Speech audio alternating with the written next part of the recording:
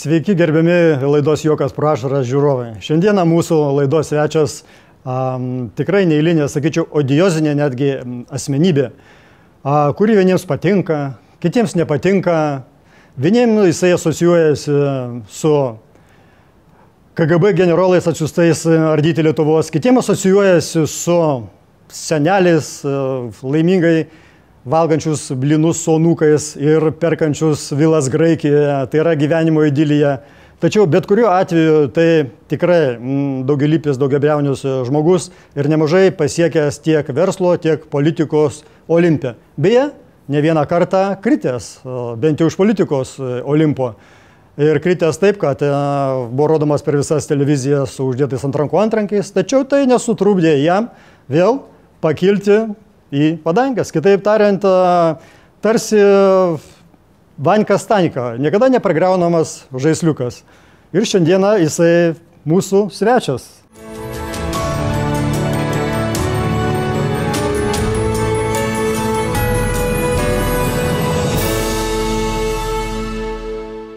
Sveiki, Viktorai. Sveiki. Pasiektas Olimpas versle. Pasiektas Olimpas politikoje. Politikoje netgi iš to Olimpo ir krista ir vėl kilta. Ir krista ir kilta, nes sako, kad už vieną muštą 10 muštų duoda. Tai jūs muštas, bet sugebėt pakilti. Plus domėjimasis ir, kaip aš supratau, pagal parašytas knygas giliai rytų filosofija. Tai kas jūs iš tikrųjų esate? Pasakykite mūsų žiūrovam. Sveiki visi. Šiaip aš niekada iš politikos nebuvau nukritęs. Aš buvau išėjęs ir grįžęs. Viktorai, jūs matėm su antrankiais, ta prasme, tai politikui. Jie pasimeta ir užsimiršta visiems laikam. Antrankę specialiai pats parodžiau, kokia tai yra demokratija, nes istorija su antrankiais labai šiaip įdomi, jeigu pas jūs yra laiko. Labai įdomi. Manau, kad tai bus įdomu, žiūrovau. Nes mane pasitiko oro uoste, neuždėjo jokių antrankių, nes aš pats atskridau. Pranešiau, kad atskrysiu. Nereikia mane ieškoti, nereikia mane lydėti. Mane nuvežė į Novadą, viskas tvarkoj.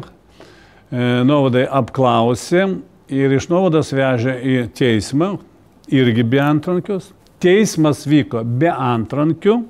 Ir teismas pareikalavo, kad būtų uždaras, nors aš prašau, kad jis būtų atviras. Va, ir niekas neprieštaravo, bet teisėjas nutarė, kad bus uždaras, todėl, kad jam buvo iš viršaus duota komanda, nebent Viktoras pradės per daug kalbėti ir daug kas išgirs. Tai jie padarė uždarą, bet kaip čia taip padaryti, kad Viktorai ieškoja, Viktoras atvažiavo ir jokios nuobaudos nėra. Tai jie uždarą teismo posėdžio metu, jau pasibaigus posėdžiui, priimtas sprendimas mane paleisti namo, uždėjo antrankius, uždarą teismo posėdį. Pakvietė žurnalistus. Žurnalistai atėjo, tai aš sakau, gerai, jūs dėl to būtent šitas spektaklis reikalingas. Antranskis, aš spektaklį kaip scenai, tai buvo scena, tai buvo teatras. Jie nufilmavo mane, juos išvarė iš teismo posėdžio salę, nuėmė antrankiai, mane paleido namo. Vot tokia yra demokratija. Tegul pabanda kas nors, taip sakant, paneigti šitą faktą. Tai vat aš noriu paklausti, ar demokratiniai teisiniai valstybei tokie dalykai leidžiami? Neturi būti leidžiami. Jeigu leidžiami, tai nevadinkitės demokratija. Viktorai, čia yra viena medalio pusė. Kita medalio pusė yra tai, kad jums pavyko susitarti su teisėsauga, kad padarytų jums politinę reklamą. Iš tikrųjų, jeigu dar buvo Lietuvos žmonių, kurie jūs nežinojo, tai po to įvykio jūs tikrai žinojo visą Lietuvą. Žinote, mane žinojo iki visų tų sukurta prieš mane visokių bylų. Nes, man atrodo, 2002 metais aš buvau pirmas pagal populiarumo politikas, Adamkus buvo prezidentas antras, o aš pirmas. Yragi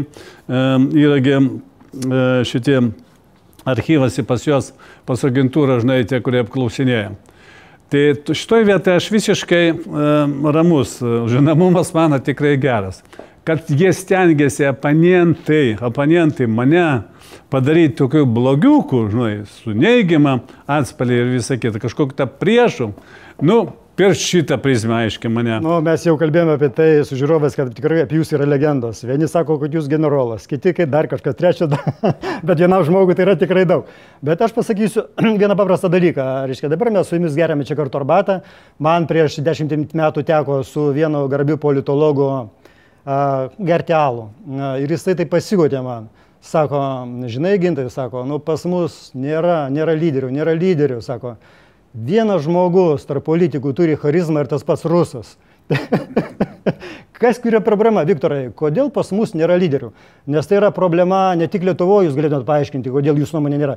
Ta pati problema ir pas jūs. Jūs išauginote tiek daug asmenybių ir jie jūs, pardavė, nepardavė, nuėjo kitur, ta prasme, bet backgroundą jūs padarėt, iškėlėt ir jūsų nebeturit. Nes jūs trečią kartą grįžtat vadovauti darbo partijai, traukti ją į viršų, nes, kaip sako žmonės, grįž Viktoras, pagros balalaiką, pasakys, kad visiems blineliai ir vėl darbo partija bus Seime. Be jūsų niekas nepadaro. Kas čia yra? Kur lyderiai? Tarp kitką su balalaika negrojau niekada, nes nemoku groti.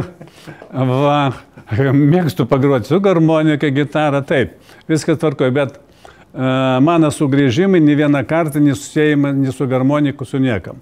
Aš turiu iškalbas ir kaip kam patinka, nepatinka mano lietuvių kalba ir visa kita, bet mano žodynas yra daug didesnis negu pas vidutinį lietuvį. Visi Lietuvoje dar atsimena, ne koks vaizdelis, taip, visi atsimena tupio žurnalistas, ta prasme, tai jau klasika. Klasika, jo. Tai noriu pasakyti šitoje vietoje. O dėl lyderių galiu pasakyti taip. Maža valstybė. Ir yra su kompleksu labai tie politikai visi. Yra daug gerų žmonių, ašgi pažįstu labai daug žmonių. Pas mane biznė, kada aš kūriau biznį, dirba apie 5000 žmonių, vien lietuviai buvo. Tvarkingi, geri, ištikimi žmonės, kalnus galima buvo nuversti. Tai aš kada išėjau iš verslo, nuėjau į politiką, tai politikoje pas mus yra tiesiog įgyvendinta, įskiepyta politinė prostitucija, legaliai, nelegalizuota. Ką jūs turite galvoje konkrečiai? Politinė prostitucija. Vat pavyzdžiui, man teko kalbėti Amerikos kongrese, Vokietijos parlamente, daug kitur, man teko daug, aš šiaip 80 šalių apvažiavau. Kad ten išeitų iš frakcijos kadencijos metu priešingas kokios partijos įstotų į kitą frakciją, nė viena nepriims, nė vienas neįeis. Tiesiog kultūra tokia, neįmanoma. A pas mus ne tik, kad išeina, jie kviečia. Skvernelis kviečia, socdemais kviečia, konservatoriai kviečia. Visi, kurie nauja dabar kūrėsi, kviečia visur ir visą kitą. Visi sako, darbo partija bloga, bet žmonės visur traukia, žinai, iš darbo partijos. Taigi partija yra žmonės, o ne pavadinimas. Tai jeigu bloga partija reiškia blogi žmonės, ne, žmonės geri, tai reiškia partija gera. Jūs teisingai pasakėt, lyderio bijo. Lyderio bijo, todėl bando daryti partiją blogą. Todėl lyderio dabar labai paprastai. Kad yra politinė prostitucija, iš prostitucijų lyderių daug nebus, suprantat? Jie visi tame maldas ir visa kita. O aš niekada nebuvau, niekam jaunolių, ne komunistų. Tai yra pirma ir vienintelė partija, darbo partija, kuri pats kūriau, vienas iš kūrėjų su ir visa kita. Todėl aš nesiblaškau, nes lyderis, jis visą laiką turi tvirtą pagrindą pakojomis. Tai šitoje vietoje yra tokie dalykai. Bet atsiprašau, kalbant, Viktorai, apie komunistus, apie komjaunuolius, gal tai nėra gerai, nes žmogus, jeigu aktyvus, tai yra aktyvus. Noriu pasakyti, kad kuriantis turbūt Lietuvos nepriklausomybei, tai iš kur atėjo iš tikrųjų tos partijos aktyvų žmonės? Tai turbūt pusė komunistų nuėjo į kairę, pusė komunistų nuėjo į dešinę. Ar kitai buvo jūsų nuomonė? Jie tiesiog pasidalina politinį rinką. Ne dešinikai, tiesiog pasidalina politinį rinką Lietuvoje. Tai gerai ir blogai, tas rinkos dalinimasis? Aš noriu pasakyti, politika, jeigu mes norim matyti teisingą, sąžiningą, padori, garbingą politiką, neturi būti turgaus politikoje, neturi būti rinkos politikoje, turi būti ideologija. Aš tikiu to ir to. A jie visi, persidažė iš komunistų, Suprantat, persidažė ir atėję čia mes jau dabar patriotai. Jūs suprantat, kad komunistų, aš nežinau, kokie pas jūs buvo ten ideologiniai sumanimai ir visa kita, aš principialiai nenorėjau to daryti. Nes mano mama sudegina komjaunimo bilietą ir atsidūrė tremtinių miestelėje. Šiaurė, ten aš gimiau.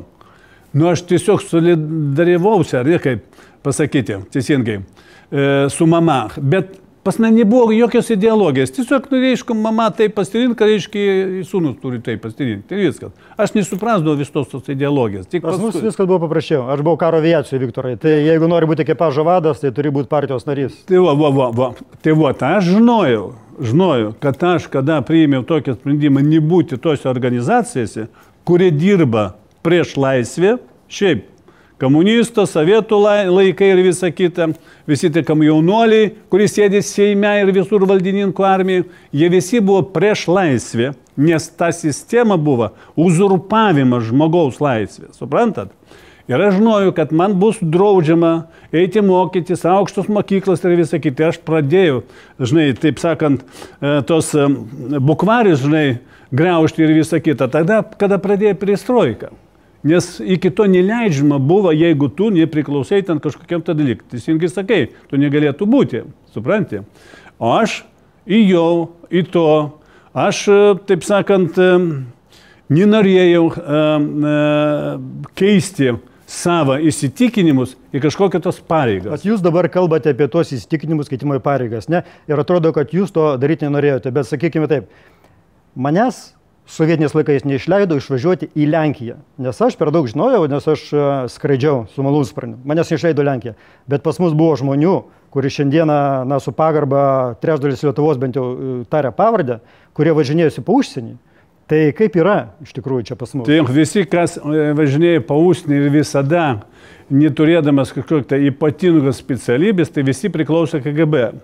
Arba tarnavo KGB, ar buvo užvirbuoti.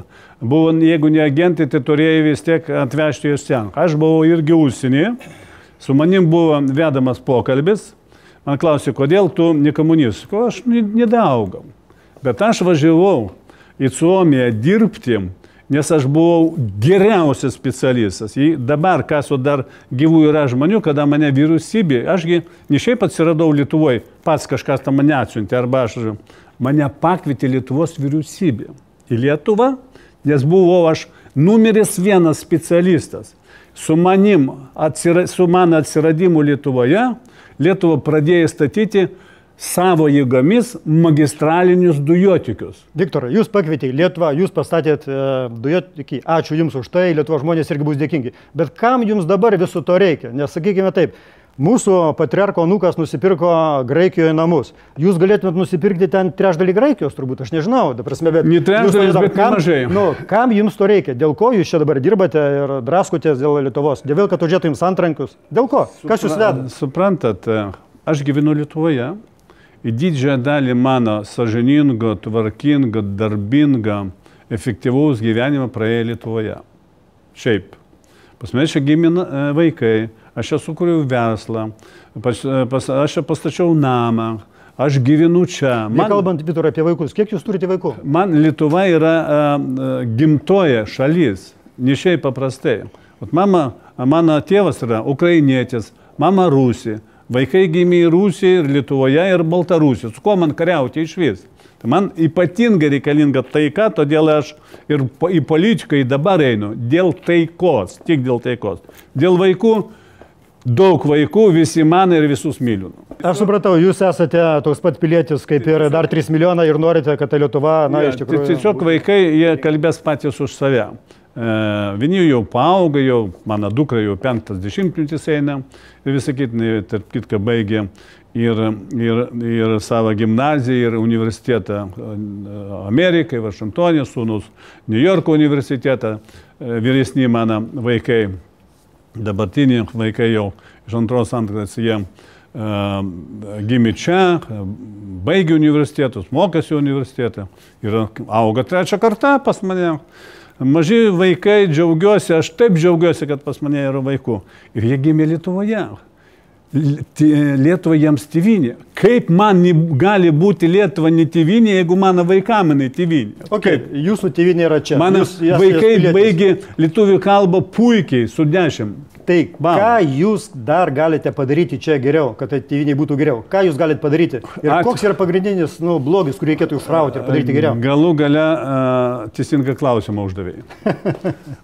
Galų gale. Į laidos pabaigą. Ja, laidos pabaigą. Tai noriu pasakyti taip.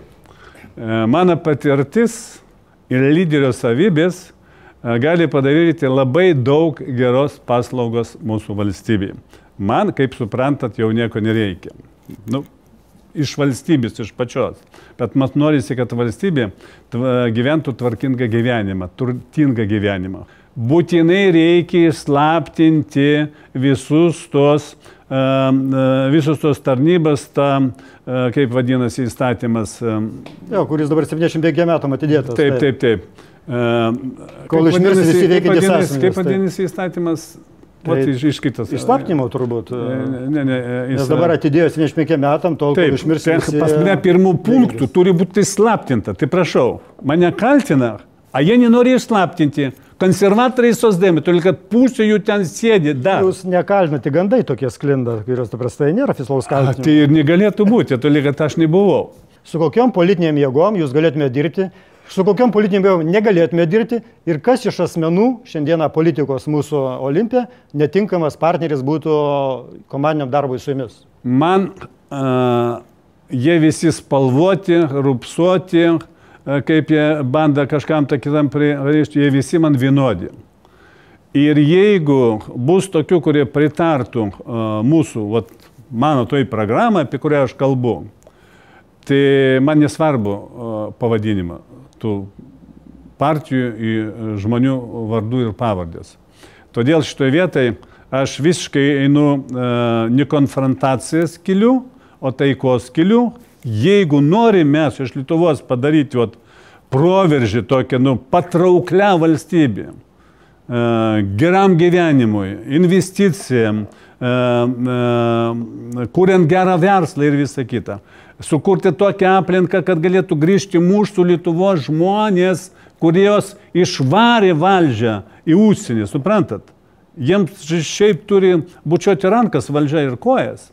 Jie kasmet atsiunčia į Lietuvą nuo 3 iki 5% bendro vidaus produkto pinigų. Ir tie pinigai, kiekvienas centas eina į bendrą vidaus produktą, o ne į apyvartą.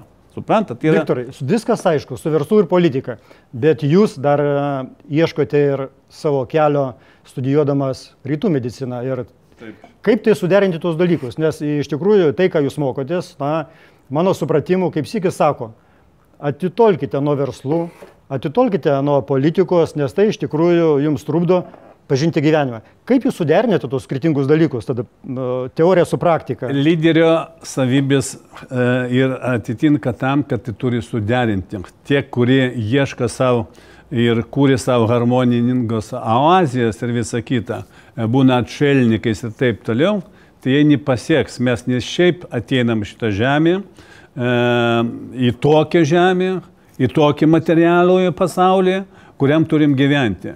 Jis dėl to ir duotas, kad mes mokintumės tai subalansuoti ir dvasinius dalykus, ir materialus dalykus. Vienas be kitą negyvena. Ir tegul niekas nekalba, kad jeigu nori būti dvasingu, reikia viską atsisakyti. Ne, turi būti subalansuota.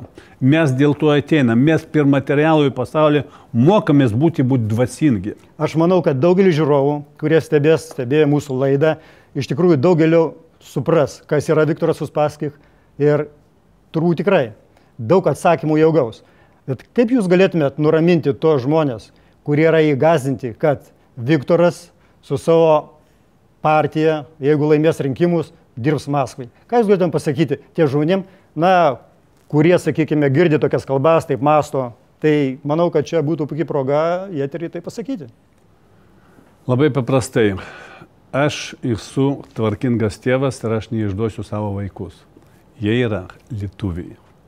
Lietuvių kalba, Lietuvoje gimė, joms tėvynė yra Lietuva ir aš ginsiu Lietuvą. Vienas dalykas. Kitas dalykas, man jau antrus metus Rusija neduoda vizų nuvažiuoti į Rusiją. tiesiog neduoda. Suprantat? O praeitais metais mano šeimai davė, o man ne. Aš kreipiausi į ambasadą. Šiais metais jau daug kelių apijau, lygti jau ten bando man duoti ir visą kitą, bet čia pradėjo judinti visokius dalykus, galvoju, sąmoningai nevažiuosiu, nes galvoju čia, Viktoras kažkokį ten vėl įdarbina, triukšmas buvo čia pavasarį, įdarbina žmogų, tai dėl to dabar kažkur bėga, nes specialiai nevažiuoju, aš čia esu ir visą kitą. Todėl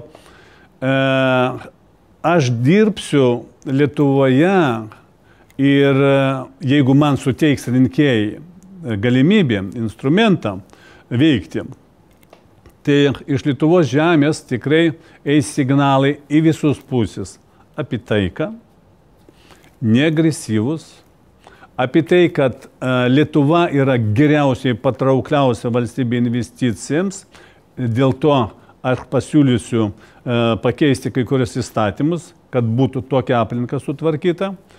Tikrai bus vienas iš įstatymų, jis pas mus yra programoje, kad galėtų integruotis labai greitai tie mūsų išvažiavę lietuviai, imigravę savo laiku, nes jie neturėjo čia galimybę dirbti, uždirbti, pramaitinti savo šeimas ir taip toliau, kad jie galėtų grįžti ir lengvai integruotis į darbo rinką, jų vaikai iki mokyklinių, universitetinių įstaigos ir taip toliau. Tai mano pagrindiniai tokie bus dalykai.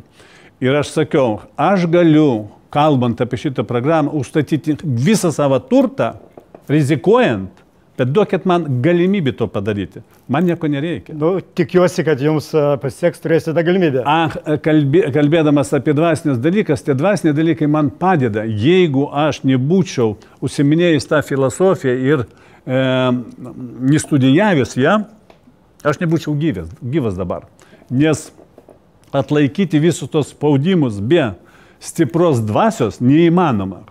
Ir aš dabar sėdžiu, man jau pradėjo eiti antras 70-metį pusė, ir aš atrodau kaip neblogas 40. Suprantat?